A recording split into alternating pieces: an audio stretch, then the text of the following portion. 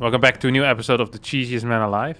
I forgot the GG counter last week, but it has been updated with last week's results as well. We're currently 4 out of the 9 won games. We have received a good game. I should actually also have counted the amount of good lucks I get at the start. I feel like there need to be some type of statistic where I think people that say good luck at the start probably are more likely to tell me GG at the end as well, even if I beat them with something as stupid as a cannon rush, right? I just find it difficult to believe that, people that say good luck don't have a higher GG rate, in a way. Anyway, we're playing on Hardwire. Good lord. I wanted to say Backwaters, but that's a very old map. It also was red of color, so it makes some sense, I guess. And we're gonna open up with a gateway into cannon rush. I haven't really quite figured out what I want to do. Oh!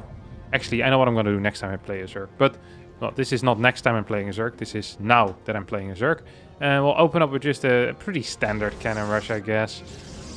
Something here, maybe? Can I actually do that? Yeah, I think I can.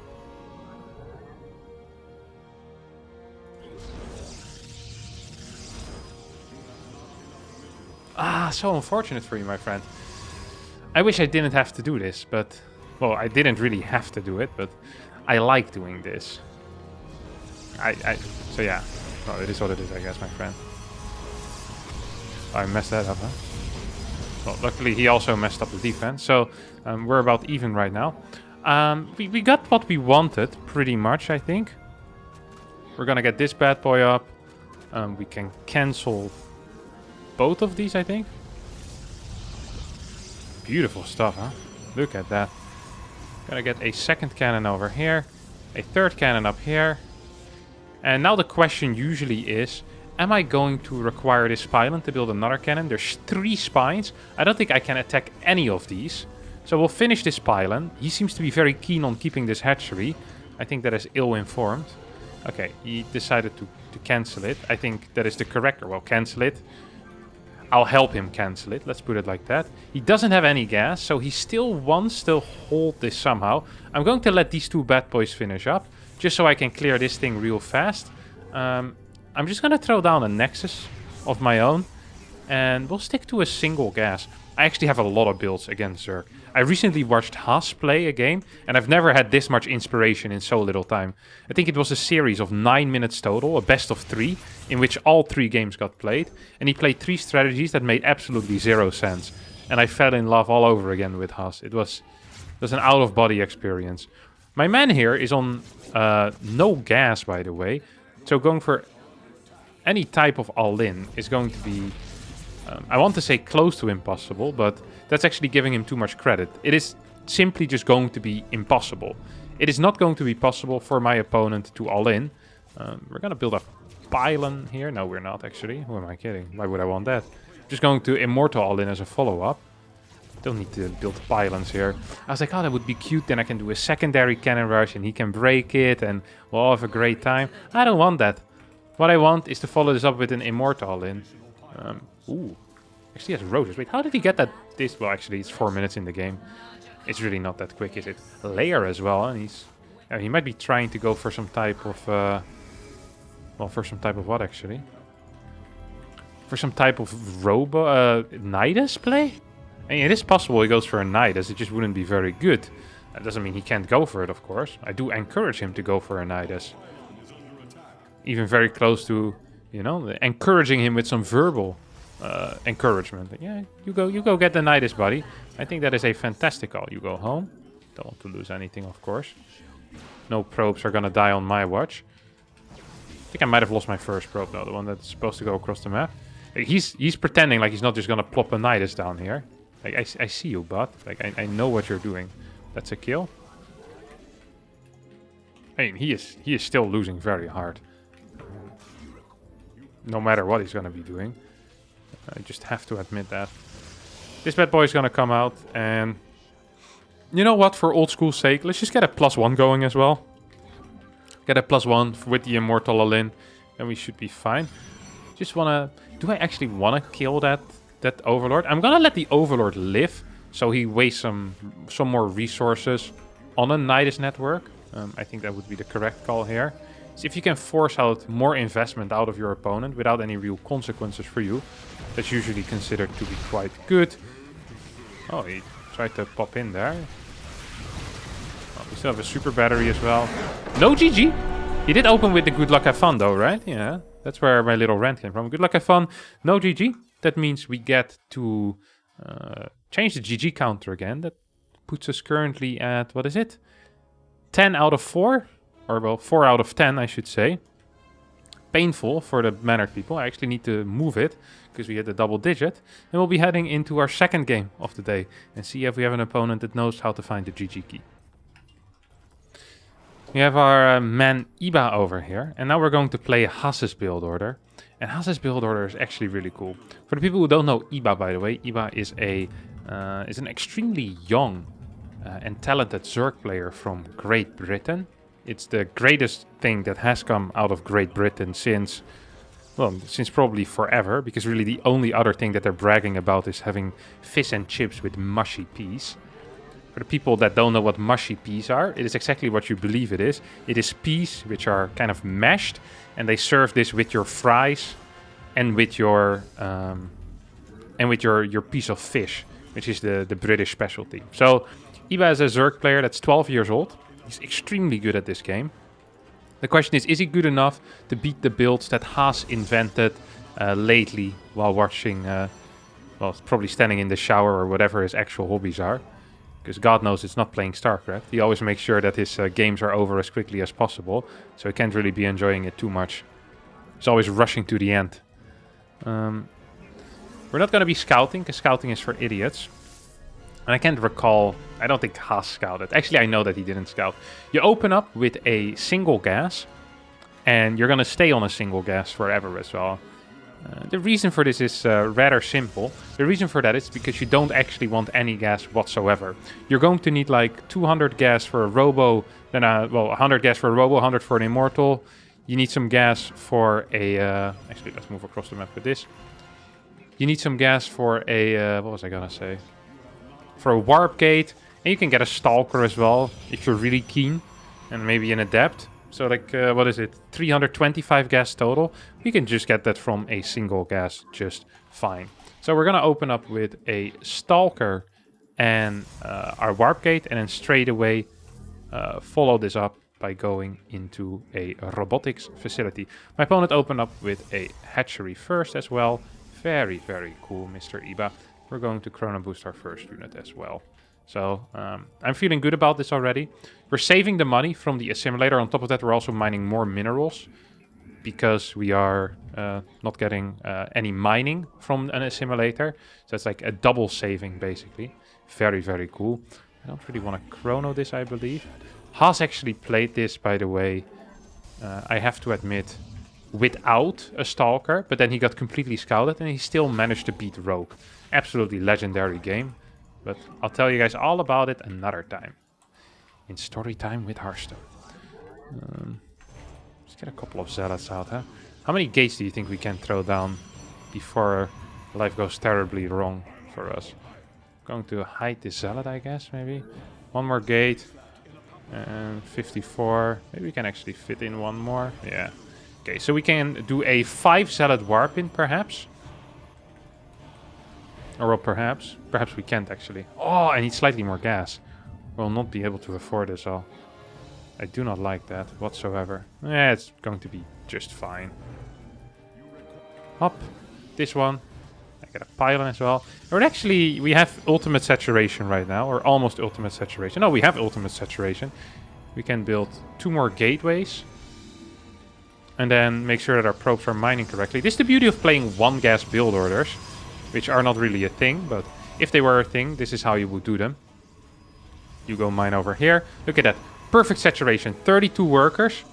And as a follow-up, Haas... Look at this. I have 5 gateways ready, but I have no money to warp anything in.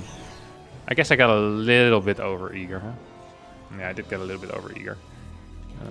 We're just going to warp in as many zealots as we can, I guess. I'm not even sure if we need... Can we afford 7 gateways? I think we can. Yeah, we definitely can. You're going to get another chrono boost as well. I built 1 more pylon. I don't need it quite yet, but it is nice to get.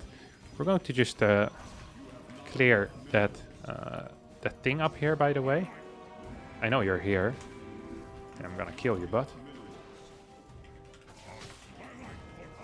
You're going to join the party as well, and we leave one zealot at home. At the same time, we continue moving forward. This is it feels like a very strong build. I've never played this before. This is the first time, but it works out just great. I think I can do this off of 6 gates and have even slightly more zealots. So it feels like I'm always one gateway is not doing anything. So in that case, I don't actually need 7. Look how many units I have, man. Holy crap. This build is bananas. Look at that. Oh. What's up?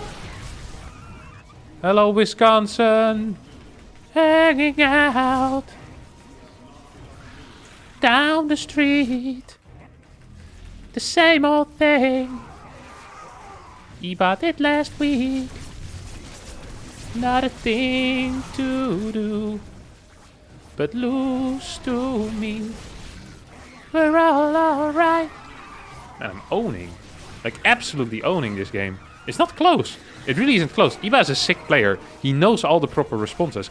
I want to test this against some higher level Zergs. This build feels really sick, and I think I executed it better than Hass as well. This build is bananas. We did get a GG though out of Eba, a well-mannered player. We're immediately going to search our next game as well as we adjust the GG counter. We got our 6.9k Terran opponent here, so this has to be Hero Marine.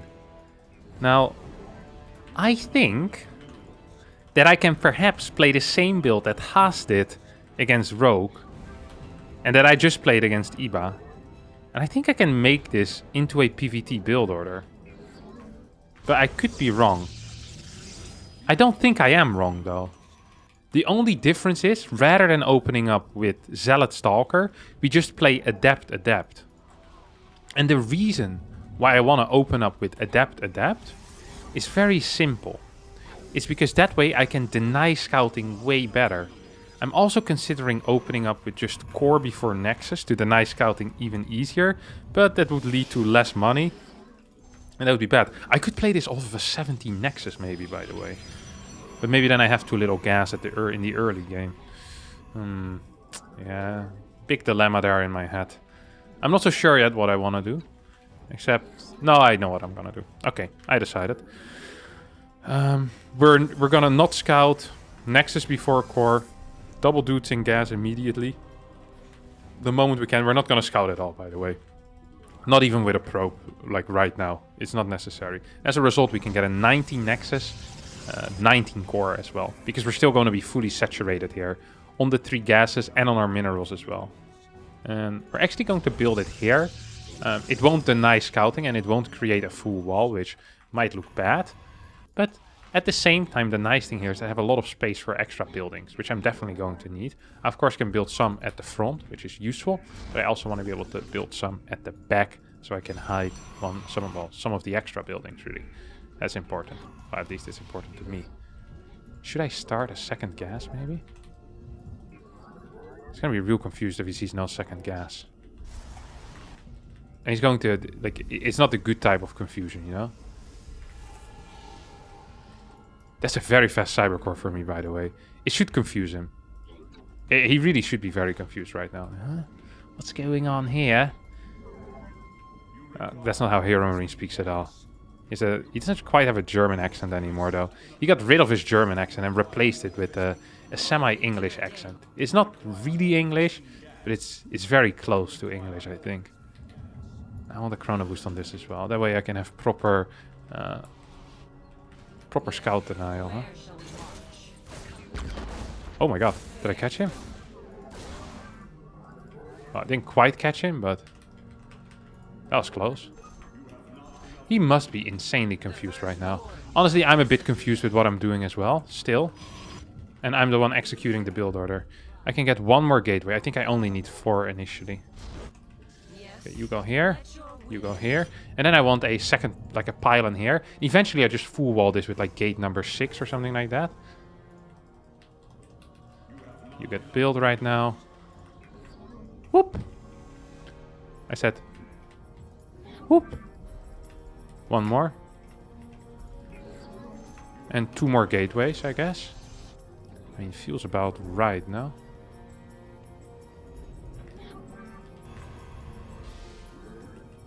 Going to start getting our prism already as well. And I want this bad boy.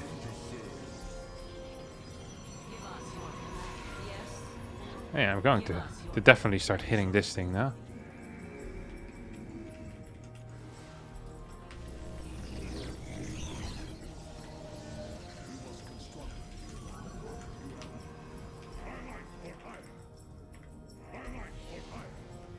We want 2 in the prism here with the immortal.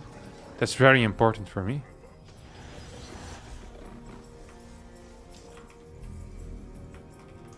And then I guess the rest is just going to be pure zealots walking into his natural or what? I don't know. I'm not really feeling this plan yet. I have to admit. Maybe we can kill it before it does anything. There's no way this works. There's actually no way this works. He's going back. He's going back. He's going back.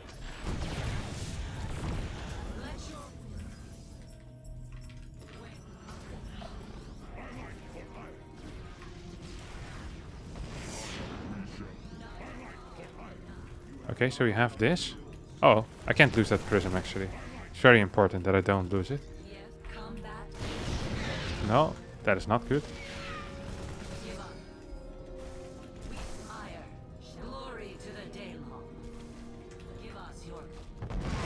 Please tell me I can get in. Yeah, I can.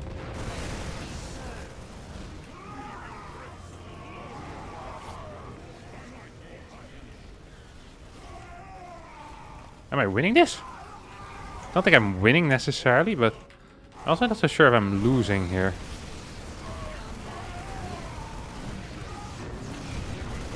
Okay, no, I'm definitely losing. Yeah, this build perhaps wasn't quite it. Maybe if I had been able to deny the scouting a bit better and he wouldn't have a blind tank. Because he really did build a blind tank, no? Like he had no mines, he went tank straight away. You want to go for a tank push. I think we might have been able to do something here. This felt like it had some potential. Now we're just gonna tap out though, because well, we did end up losing. He had less workers in the end. We killed 18 workers, but we still had less than him because well, we didn't continue building workers or take an extra base. Imagine if he didn't go blind tank, but had like a mine or something instead. If he went like an actual mine drop, because we would have denied scouting properly, that would have been super sick. But we didn't do that, and thus it was a little bit less sick. We did have a crap ton of units though. It was a fun experiment. I think against Terran though, I need to get back into gas so I can eventually get some adapts. Well, we didn't win this game, but we won the hearts and the minds of the people. And that is the 5th most important thing in StarCraft 2. So we're going to try another time, see if we can get another win. I actually have another Haas build. So I hope I get a Zerg, and then I'll show you guys something new as well. Now this is a fella called Rob. He's in the No Cap team, or No Cap clan, which of course the team that you know, supporters from my Discord use that. He's a very good Protoss player from North America, Philadelphia to be exact. Now, Rob is a fantastic guy, but that doesn't mean that he isn't going to get blasted by my build order. I'm not entirely sure what I want to do yet. I just know that it's going to involve a proxy pylon on the map and maybe a nexus in the top right corner. I feel like these two things, we kind of add them together and we see where we can get from there on out. Might be a magic combination. Yeah, we're going to send our first worker across the map, and we're going to send a second worker across the map as well. Now, the second worker should be able to escape before it gets spotted. Oh yeah, he's really late with his scout, so we're just going to be fine. I'm going to build something here. We still need to fake having a pylon at home. Oh, what are you doing, Rob? Good lord. What is this? Rob?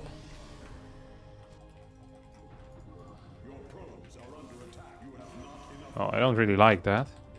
He's going to play 2-gate or what? Yeah. Well, that's not going to stop us though. Actually, this is going to encourage us to do the following. Look at this. This is actually going to be sick. So right now, Rob probably... Do I win this?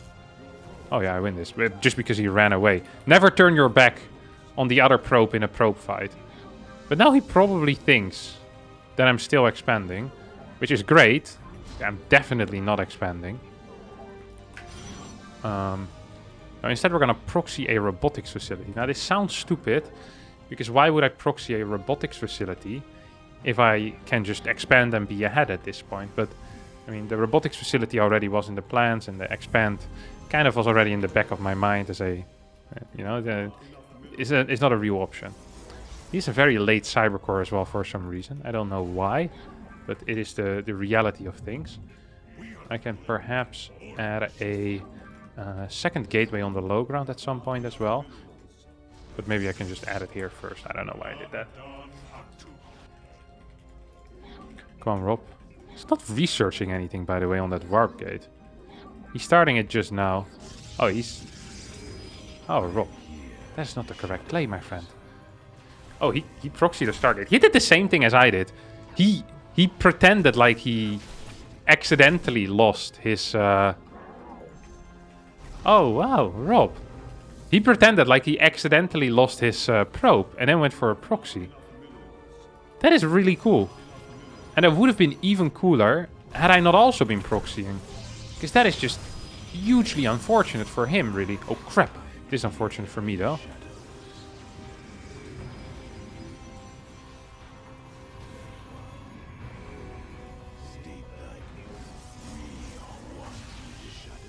Oh, another battery over here, that's for sure. I have to get a couple more batteries, I think. We could chrono this, and this immortal is going to come from the side, like a flanking immortal of sorts, you know? More batteries. He's going to get the surprise of a lifetime as well once he realizes that I don't actually have a nexus. He's not gonna like that. It's not a good surprise for him. It's a really bad surprise. Again, oh no. Really? Are you this dumb? Type of surprise? More so than, wow, that's great. I didn't expect all my friends to be here. To be fair, all my friends for a surprise party would still be a relatively empty room, but... Oh, it goes for that, huh? I wonder if I can actually... I think I'm trading better energy-wise here. So, like, energy... I think I'm dealing more damage to him than he is to me, and thus the energy balance will end up being in my favor. That is my theory, at least. Theory is really based on nothing but some simple math in my head. But isn't that what life is all about? Some simple math in your head. Okay, this one's gonna get blasted. That guy's gonna get blasted as well, and this guy's gonna get blasted. We can cancel this battery. We're never gonna use it again. This pylon will fall. He should fly into my main base with that void ray. That's a move that someone would make, isn't it? Ooh. GG! So another GG added on top of that GG counter. Another win on our already large and winning CV. And 61, 68 MMR as we're still climbing to the top. That is going to be it for today. And today's episode of Cheesiest Man Alive. I hope you did enjoy it. If you did, don't forget to hit the like button, subscribe to the channel, and my face was right in the middle. So yeah, thanks all for watching. I appreciate you, and I'll see you all next time for a new video. Thank you, and bye-bye.